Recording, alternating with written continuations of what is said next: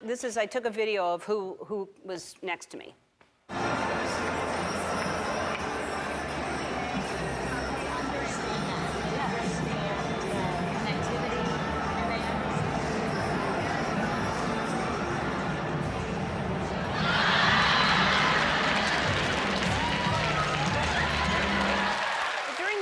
They showed a shot of George and me laughing together, and so people were upset. They thought, why is a gay Hollywood liberal sitting next to a conservative Republican president?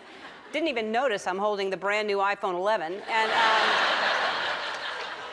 but a lot of people were mad, and they did what people do when they're mad. They tweet, and but here's one tweet that I loved. This person says, Ellen and George Bush together makes me have faith in America again. And exactly.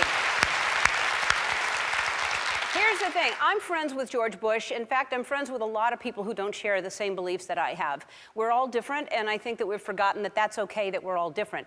For instance, I wish people wouldn't wear fur. I don't like it, but I'm friends with people who wear fur. And I'm friends with people who are furry, as a matter of fact. I have friends who should tweeze more. And but just because I don't agree with someone on everything doesn't mean that I'm not going to be friends with them. When I say be kind to one another, I don't mean only the people that think the same way that you do. I mean be kind to everyone.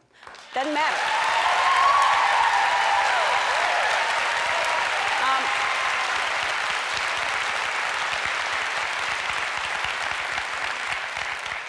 Even people who are already playing Christmas music. I mean, seriously. There's no excuse for that, but I'm kind to them. We had a long conversation about it, he just feels like there's some crazy movement going on, that something's changing in the world because of this. This new avenue of learning and developing is opening up for these people. Well, and I've been thinking about that too, because, like I said at the beginning, if you're surfing, you don't want to take responsibility for the wave. And so, first of all, a lot of what I've been telling people are things that I've gleaned from the clinical and the psychological literature. It's not like I'm coming up with this of my own accord, right? I'm transmitting information that I've learned from very, very wise people. And so there's that. But also, we don't want to underestimate the utility of the technology, right? Because we have this long-form technology now, and it's enabling us to have this discussion. And so we can get deeper into things publicly and socially than we were able to before.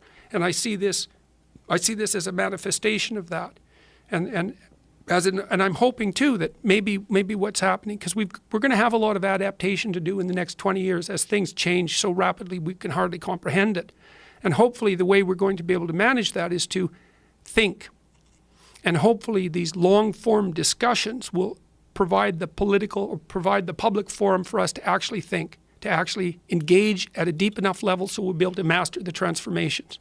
And I think that's possible. I mean, part of the reason that I wrote this book, and part of the reason that I've been doing what I've been doing for the last 30 years is because I really have believed since 1985, something like that the way out of political polarization, the way out of the excesses of the right and the left is through the individual. I think the West got that right.